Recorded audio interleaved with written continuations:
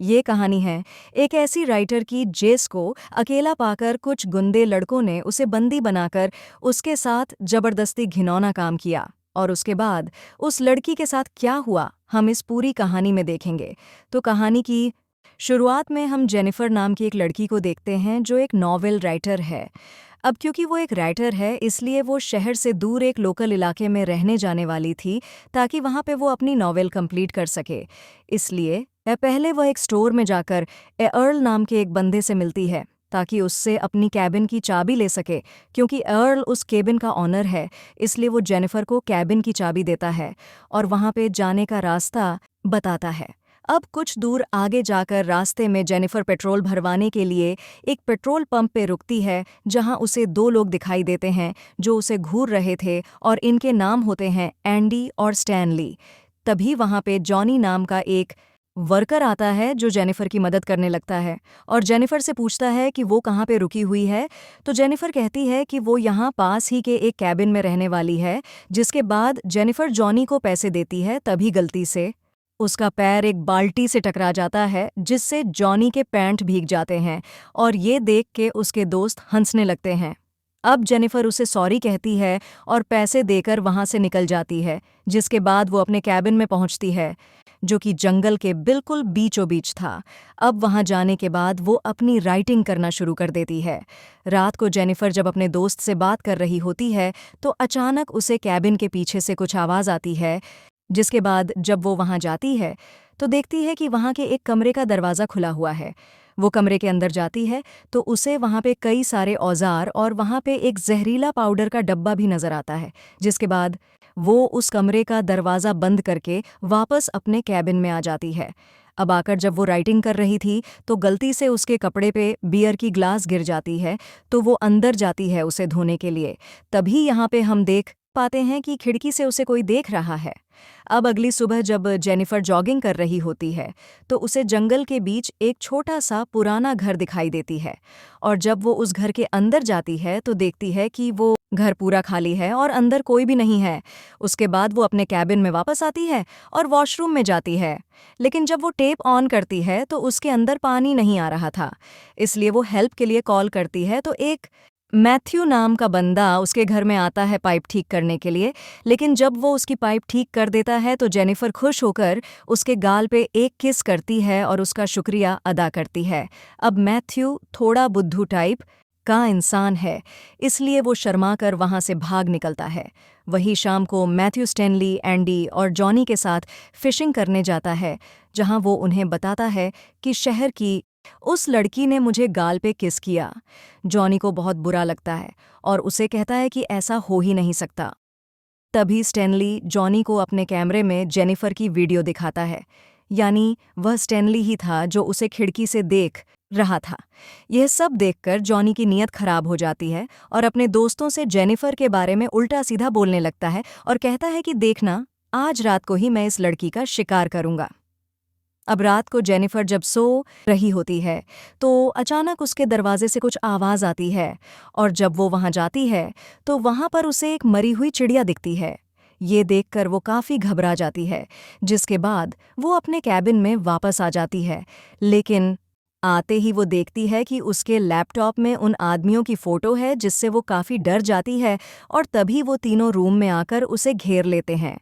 लेकिन जेनिफर इन्हें कहती है कि तुम लोग यहाँ क्यों आए हो और इनसे झूठ बोलती है कि मेरा बॉयफ्रेंड यहाँ आने वाला है इसलिए तुम सब यहाँ से तुरंत चले जाओ। तो जॉनी कहता है कि मुझे पता है इसका कोई बॉयफ्रेंड नहीं है और मैंने सुना है कि इसने मैथ्यू को गाल पे किस किया था। ये कहकर वो मैथ्यू को बुलाकर अंदर लाते हैं। लेकिन जेनिफर कहती हैं कि मैंने उसका शुक्रिया अदा करने के लिए वो किस किया था। तो जॉनी कहता है कि मैं शहर की लड़कियों को अच्छी तरह जानता हूँ और उन्हें क्या चाहिए होता है ये भी जानता। जिसके बाद जॉनी जेनिफर को दारू की बोतल देता है और उसे पीने के लिए कहता है। लेकिन जेनिफर ये नहीं करना चाहती तो जॉनी कहता है कि अगर तुम दारू पी लोगी तो हम लोग यहाँ से चले जाएंगे। जिसके बाद जेनिफर ना चाहते हुए भी दारू पी लेती हैं लेकिन वो लोग फिर भी वहाँ से नहीं जाते। और तो और जॉनी एक बेसबॉल बैट उसके मुंह में लगाता है और जेनिफर को अपना दांत दिखाने के लिए कहता है। तो जेनिफर उसे अपना दांत भी दिखाती है, लेकिन जॉनी उसके दांत पकड़ के हिलाने लगता है। जिसके बाद एक गन निकालकर जेनिफर से कहता है कि इस गन को किस करो और इमेजिन करो कि मैं ही तुम्हारा बॉयफ्रेंड हूँ, और उस गन को किस करवाता है और गन को उसके मुंह में डालकर हिलाने लगता है। वहीं मैथ्यू को ये सब देखकर अच्छा नहीं लग रहा था, इसलिए वो अपना मुंह दूसरी तरफ कर लेता है। उसके बाद एंडी जेनिफर के मुंह में एक बोतल डालता है और उसे फोड़ने वाला होता है, लेकिन तभी जेनिफर उसे धक्का देकर गिरा देती है और अपने बैग से स्प्रे निकालकर स्टैनली की आंखों में डाल देती है और वहां से निकलकर भागने लगती है। अब भागते भागते सुबह हो जाती है और रास्ते में उसे दो आदमी मिलते हैं, जिनमें से एक अर्ल नाम का वही बंदा भी था जिसने उसे चाबी दी थी। इसके बाद वो उनको सारी बातें बताती हैं, तो दूसरा बंदा जेनिफर से कहता है कि मैं एक शेरिफ हूं, तो तुम चिंता मत करो। इसके बाद शरीफ अर्ल से कहता है कि तुम जंगल की दूसरी ओर जाओ। ये कहकर वो जेनिफर को अपने साथ लेके वापस उसके कैबिन में जाता है, और जाकर जब वो वहाँ पे छानबीन करता है तो उसे वहाँ पे कोई भी नहीं मिलता, लेकिन उसे वहाँ पे जेनिफर की बियर बोतल मिलती है। तो वो कहता है कि शायद पीने की वजह से तुम्हें हेलुसिनेशन हुआ है, लेकिन जेनिफर कहती है कि मुझे कुछ भी नहीं हुआ है। इन लोगों ने सच में मेरे साथ जबरदस्ती करने की कोशिश की थी। लेकिन शेरिफ यकीन नहीं करता और जेनिफर की तलाशी लेने लगता है, और हम देखते हैं कि वो तलाशी करने के बहाने जेनिफर की बॉडी को गलत तरीके से टेंच कर रहा है। तभी वो चारों लड़के वहाँ पे आ जाते हैं और जेनिफर को देख के मुस्कुराने लगते हैं। ये देख के जेनिफर समझ जाती है कि वो शेरिफ भी उनसे मिला हुआ है, जिसके बाद शेरिफ भी जेनिफर के साथ बदसलूक करने लगता है और मारने लगता है और कहता है कि अब तुम्हारे साथ बहुत बुरा होने वाला है। उसके बाद जॉनी जेनिफर को पकड़ लेता है और मैथ्यू को अपने कपड़े उतारने के लिए कहता है और कहता है कि आज मैं तुझे एक मर्द बनाऊंगा। तो मैथ्यू अपने कपड़े उतारने लगता है। उसके बाद वह जबरदस्ती जेनिफर के कपड़े फाड़ देते हैं और उसे नीचे लेटाकर मैथ्यू से कहते हैं कि तुम इसके साथ गलत काम करो। जिसके बाद मैथ्यू जेनिफर के साथ जबरदस्ती गंदा काम करने लगता है, जिससे जेनिफर को बहुत दर्द होता है और वो चिल्लाने लगती है। तभी शेरिफ के घर से उसकी बेटी एंजल का कॉल आता है, जिस पर उसकी बेटी कहती है कि आज वो घर पे जल्दी आए, जिससे शेरिफ अपने बेटी से वादा करता है कि आज वो जल्दी घर वापस आ जाएगा। उसके बाद वह लोग जेनिफर को छोड़ के वहां से चले जाते हैं। अब उनके जाने के बाद जेनिफर किसी तरह उठकर बिना कपड़ों के हालात में वहां से बाहर निकलकर जाने लगती है, लेकिन कुछ दूर आगे जाने पर वो पांचों फिर से उसके सामने आकर घेर लेते हैं, क्योंकि अभी भी उनका मन नहीं भरा था।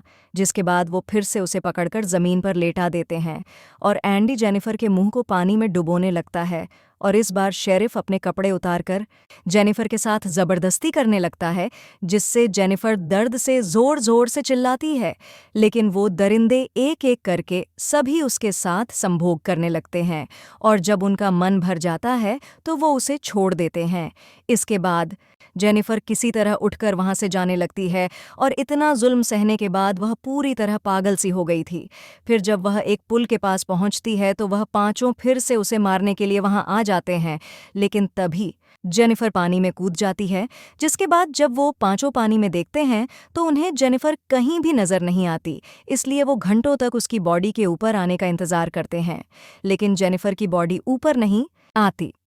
शेरिफ ये देखकर उन सभी से कहता है कि तुम्हें जेनिफर पर नज़र रखनी होगी।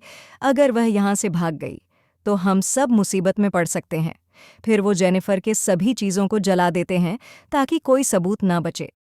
अब रात को शेरिफ अपने घर आता है और अंदर जाकर अपनी बेटी से मिलता है, जहां उसकी बेटी उसे सरप्राइज देती है कि वह ऑनरस प्रोग्राम के लिए सेलेक्ट हो गई है। फिर अगले दिन शेरिफ अर्ल के पास जाता है और उसे उसकी कैबिन की चाबी लौटा देता है। तभी अर्ल उसे पूछता है कि क्या लड़की यहाँ से चली गई, जिस पर वो कहता है कि हाँ, वो लड़की चली गई।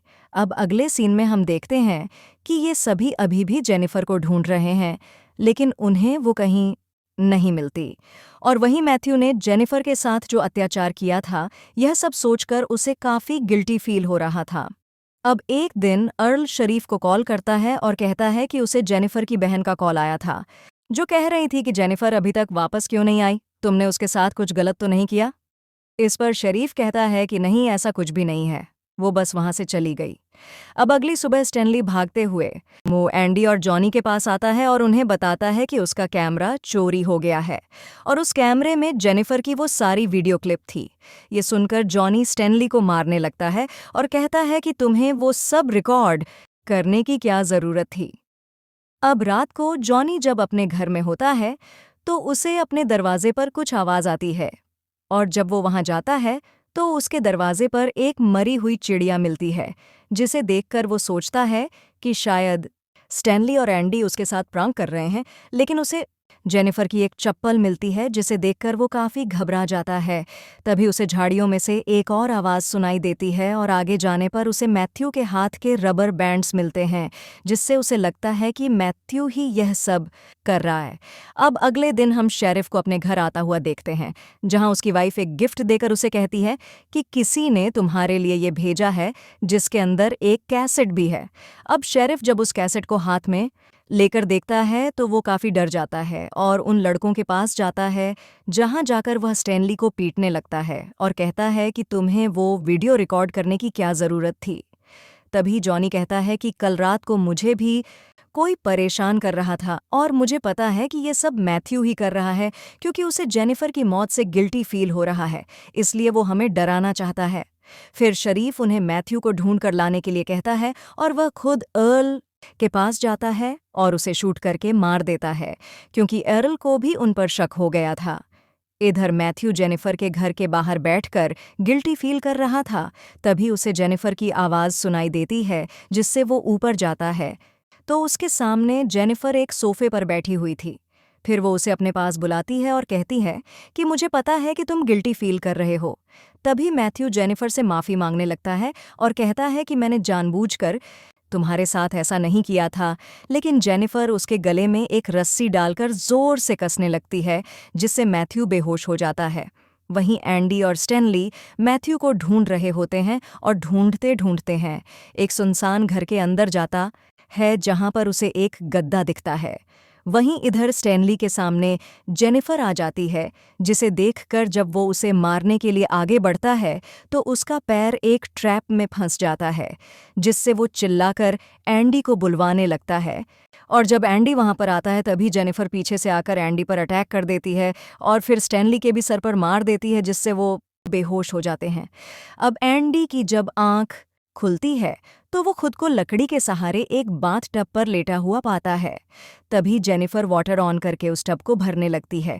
इधर स्टैनली को भी उसने एक पेड़ से बांध रखा होता है और उसे चूहा खिलाते हुए उसका वीडियो बनाने लगती है और उसकी आईब्रो पर फिशिंग हुक लगाकर उस धागे को पेड़ से बांध देती है, जिससे वो अपनी आंखें ना झपका पाए।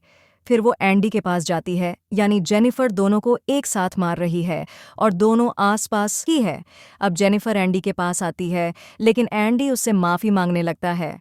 तभी जेनिफर उससे कहती है कि मैं भी तुम्हारे सामने ऐसे ही गिड़गिड़ाई थी, लेकिन तुम लोगों ने मेरी एक भी नहीं सुनी और सबने जमकर मेरा फ़ायदा उठाया।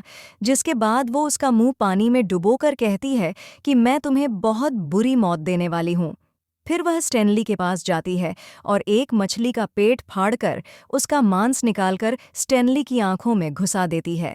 इसके बाद वह एंडी के पास जाकर उसके पानी में जहरीला पाउडर मिला देती है और उसके नीचे से एक लकड़ी निकाल देती है, जिससे एंडी उस पानी में चला जाता है और उसका मुंह जल जाता है। इधर स्टैनली के पास कुछ पंछी आकर उसकी आंख में लगा मांस खाने लगते हैं और साथ ही उसके आंखें भी निकाल लेते हैं, जिससे बहुत बुरी तरह से उसकी भी मौत हो जाती है और इस तरह से वह दोनों को मार देती है। उसके बाद जेनिफर पेट्रोल पंप में जाती है, जहां वह जॉनी पर हमला करके उसे किडनैप कर लेती है। जिसके बाद जब जॉनी की आंख खुलती है तो वह अपने आप को बिना कपड़ों में बंधा हुआ पाता है और जेनिफर को सामने देखकर हैरान हो जाता है। इसके बाद जेनिफर उससे कहती है कि क्या तुम जानते हो मैं तुम्हारे साथ क्या करने वाली हूँ? ये कहकर वो एक एक करके उसके सारे दांत निकाल देती है, जिससे जॉनी को बहुत दर्द होता है और जेनिफर को गाली देने लगता है। ये सुनकर जेनिफर कहती है कि तुम्हें अपनी मर्दानगी पर बहुत गुरूर है ना, आज के बाद नहीं होगा, क्योंकि आज मैं तुम्हारी मर्दानगी उखाड़ देने वाली हूँ, ये कहकर वो एक कैंची लेकर उसका वो काट डालती है और काट कर उसके मुंह में डाल देती है, जिससे जोनी बहुत जोर जोर से चिल्लाता है और उसकी वहीं पर मौत हो जाती है। वहीं शरीफ जब अपने काम पर होता है तो उसकी बीवी उसे कॉल करती है और कहती है कि हमारी बेटी एंजल की एक टीचर आई है। तभी एंजल भी शेरिफ से कहती है कि मेरी टीचर बहुत अच्छी है, जो मुझे यहाँ से एक प्लेग्राउंड में ले जाने वाली है, लेकिन शेरिफ उसे कहता है कि तुम्हारी टीचर से मेरी बात करवाओ। तभी हम देखते हैं कि वो टीचर कोई और नहीं बल्कि जेनिफर ही है, जो वहाँ पर नकली टीचर बन के आई है। जिसके बाद जेनिफर जब शेरिफ को अपना नाम बताती है तो वह यह सुनकर हैरान हो जाता है और जेनिफर से कहता है कि प्लीज़ मेरी बेटी को चोट मत पहुंचाना। जिसके बाद जेनिफर फ़ोन काट देती है और उसकी बेटी को अपने साथ ले जाती है और जब शरीफ घर पहुंचता है और उसकी बीवी उसे बताती है कि उसकी टीचर उसे प्लेग्राउंड में लेकर गई है। जिसके बाद शरीफ जल्दी से प्लेग्राउंड में पहुंचता है और अपनी बेटी को ढूंढने लगता है, लेकिन वहां पर उसकी बेटी उसे नहीं मिलती, जिससे वह फिर से कार लेकर वहां से जाने वाला होता है। लेकिन तभी जेनिफर पीछे से उस पर हमला कर देती है और उसे अपने साथ ले जाती है। और जब शरीफ की आंखें खुलती हैं तो वह खुद को बंधा पाता है और उसके बैक साइड में जेनिफर ने उसकी शॉटगन डाली हुई होती है। जिसके बाद शरीफ दर्द से जूझते हुए जेनिफर से कहता है कि प्लीज़ मुझे मत मारो और यहाँ से जाने दो। तभी तभी जेनिफर उस शॉटगन को और अंदर बार बार डालने लगती है और कहती है कि मुझे भी ठीक ऐसा ही लगा था जब तुम सबने दरिंदे की तरह मेरे साथ ज़बरदस्ती कर रहे थे। तभी शेरिफ उससे पूछता है कि तुमने मेरी बेटी के साथ क्या किया, तो जेनिफर कहती है कि तुम्हारी बेटी तो काफ़ी जवान और खूबसूरत है, अगर कोई उसके साथ ज़बरदस्ती करे तो उसे कैसा लगेगा। तभी शेरिफ कहता है कि जो मेरी बेटी के साथ ऐसा करेगा मैं उसे जान से मार डालूंगा। तभी जेनिफर कहती है कि मैं भी ठीक वैसी सज़ा तुम्हें देने वाली हूँ, क्योंकि तुमने भी किसी की बेटी के साथ ऐसा ही किया था। जिसके बाद जेनिफर उस शॉटगन की ट्रिगर में एक रस्सी डालती है और उस रस्सी को टाइट करके उसका दूसरा मोड़ मैथ्यू के हाथ में बांध देती है, जो बिल्कुल शेरिफ के सामने बेहोश पड़ा हुआ था। जिसके बाद वो शेरिफ से कहती है कि जब मैथ्यू को होश आएगा तो तुम दोनों मारे जाओगे।